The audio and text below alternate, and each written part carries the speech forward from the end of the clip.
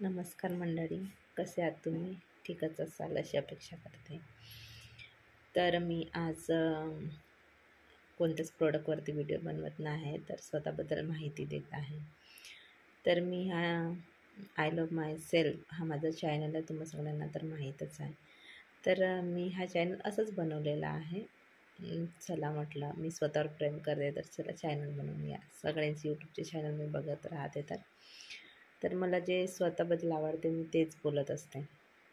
सध्या आता मी टेटची एक्झाम दिलेली आहे, तर त्याबद्दल म्हटलं थोडं तुमच्यासोबत संवाद साधूया.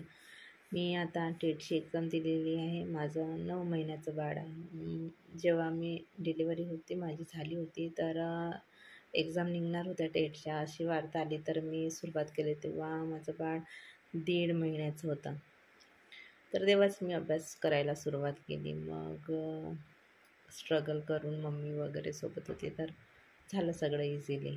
आणि नवऱ्याची पण साथ होती सर्वात महत्त्वाचं म्हणजे. कारण की मोबाईल बघून अभ्यास करणे, मी इग्नाईटचे क्लासेस घेतले होते. तर त्या काळी म्हटलं तर माझं बाळ खूप छोटं होतं. त्याला बघून अभ्यास करणं खूप होतं. पण यामध्ये माझ्या नवऱ्याने सगळ्यात जास्त साथ दिली. तर मी खरंच त्यांचे मनापासून आभार मानते. त्यांना माहितीही नाही की मी हा व्हिडिओ बनवत आहे आणि काही यूट्यूबवर अपलोड पण व्हिडिओ करते, हे पण त्यांना माहिती नाही आहे. ते ऑफिसला गेल्यानंतर मी बनवत असते खाली वेळेमध्ये, जसा मला वेळ मिळतो तसा. तर मला असं वाटलं होतं की टेटची एक्झाम आहे, तर मी अभ्यास केला पाहिजे आणि केला पण. त्यांनी मला क्लासेस पण लावून दिले इग्नाईटकडून. मी पूर्ण पेपर सोडवलेला होता, पण मला त्या मानाने कमी मार्क्स मिळाले असं मला वाटते. 200पैकी 200 क्वेश्चन मी पूर्ण सोडवलेले होते. तर माझी अपेक्षा होती की मला 150-140 मिळेल इकडे तिकडे जर गेले तर. कारण की इग्नाईटचे सर खूपच छान शिकवतात, त्याबद्दल काही शंका नाही. कदाचित तुम्ही कोणी तर बघितले असेल इग्नाईटचे यूट्यूबवरचे क्लासेस किंवा पर्सनली पण घेतले असणार.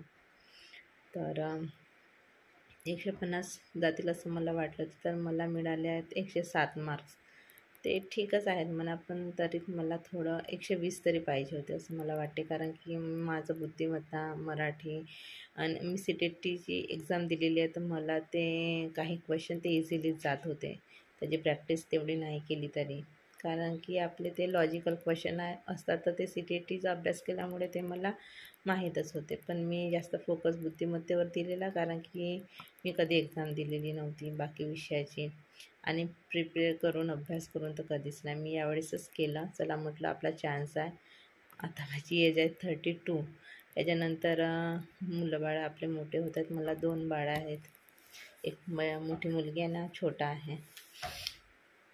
तर चान्स मिळते नाही मिळत म्हणून मी दिलं, तर 107 मिळाले. आता बघूया.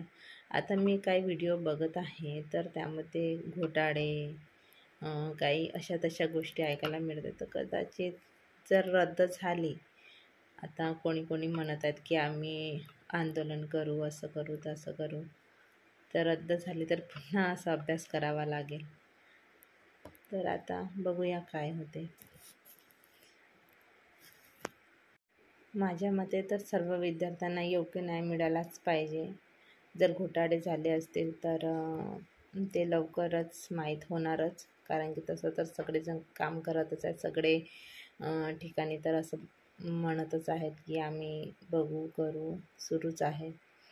तर ठीक आहे ना, बघूया आता काय होते. तर आता पवित्रा पोर्टलची वाट बघणे सुरू आहे. पवित्रा पोर्टल सुरू झालं की नोंदणी होणारच, आणि ती सर्वांनीच केलेली पाहिजे. ज्यांनी टेट 2025 दिलेली आहे त्यांनी.